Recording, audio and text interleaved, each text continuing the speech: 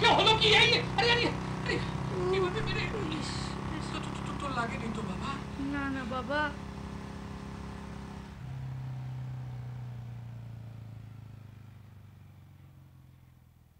রাত্রিবেলা খালি রাস্তা পেয়ে এত জোরে বাইক চালিয়ে শুধু শুধু দুজনকে ব্যথা দিয়ে চলে গেল। হ্যাঁ, এই তো দেখ, উফ, উফ, ফাঁকা রাস্তা পেয়েছে, ব্যাস হয়ে গেল। উফ। এর জন্যই তো বলি সাবধানে চল, সাবধানে চল। বাহ বাহ, যা অন্ধকার। ওই দেখ, জাতির পিতা মহাত্মা গান্ধী দাঁড়িয়ে আছেন, আর তার সামনে কিনা এই কাণ্ড। অন্ধকারের স্ট্যাচুটাকে তো দেখাই যাচ্ছে না। হ্যাঁ, এই মহাত্মা গান্ধীর পুরো নাম জানিস? এ মা, কি বলো? কেন জানবো না? মোহনদাস করমচাঁদ গান্ধী। একদম ঠিক। জানিস, তার জীবনের মূল মন্ত্রই ছিল সত্য আর অহিংসা। বাবা, সবাই ওনাকে মহাত্মা বলে কেন? ব্রিটিশদের হাত থেকে ভারতকে স্বাধীন করার অন্যতম প্রধান নেতা ছিলেন এই মহাত্মা গান্ধী, এক মহান আত্মা। তাই তাকে আমরা সবাই মহাত্মা বলি। কিন্তু বাবা, তিনি অন্ধকারে কেন? বোধহয় লোডশেডিং হয়েছে। না, একদম না। না জেনে কোনো কিছু বলবে না। এ কি, কে কে কে কে কথা বললো? এই তুই কিছু শুনেছিস? হ্যাঁ, শুনলাম তো। না জেনে অকারণে মিথ্যে বলার কি দরকার ছিল? কে কে কে বলছেন? সত্যি কথা বলাটা সম্মানের। এই এই দেখ তো, কে কে কে কে ভয় দেখাচ্ছে। বাবা, আমার ভয় করছে। এই যে আমি বলছি, ওইদিকে নয়, ওপরে তাকাও। হ্যাঁ, আমি বলছিলাম কথাগুলো। বাবু, আপনি? কোনো দরকার ছিল সন্তানকে না জেনে এই কথাগুলো বলার? বাবা, তুমি একটু এদিকে এসো তো, আমায় ধরো। অন্ধকার তো, খুব একটা ভালো দেখতে পাই না। কি হলো, ভয় পাচ্ছ? ভয়ের কিচ্ছু নেই, এসো, আমায় ধরো। এখানে খুব অন্ধকার। অন্ধকার তো কি হলো, আমি আছি, তোমার বাবা আছেন।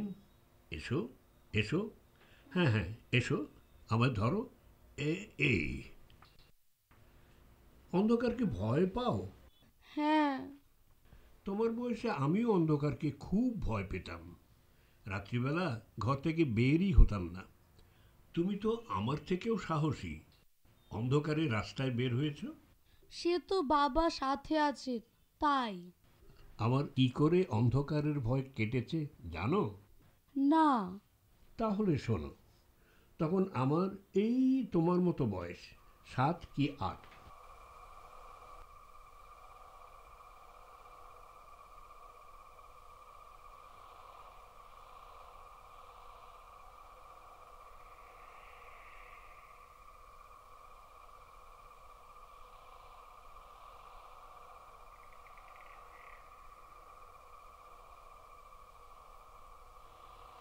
ইস, কি অন্ধকার! এই অন্ধকারে কি করি ওই ঘরে যাব? যদি ভূত আমায় ধরে?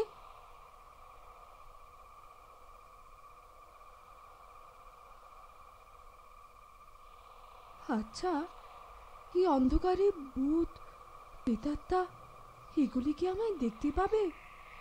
হুম, আমি পারবো না এই অন্ধকারে ঘর থেকে বের হতে।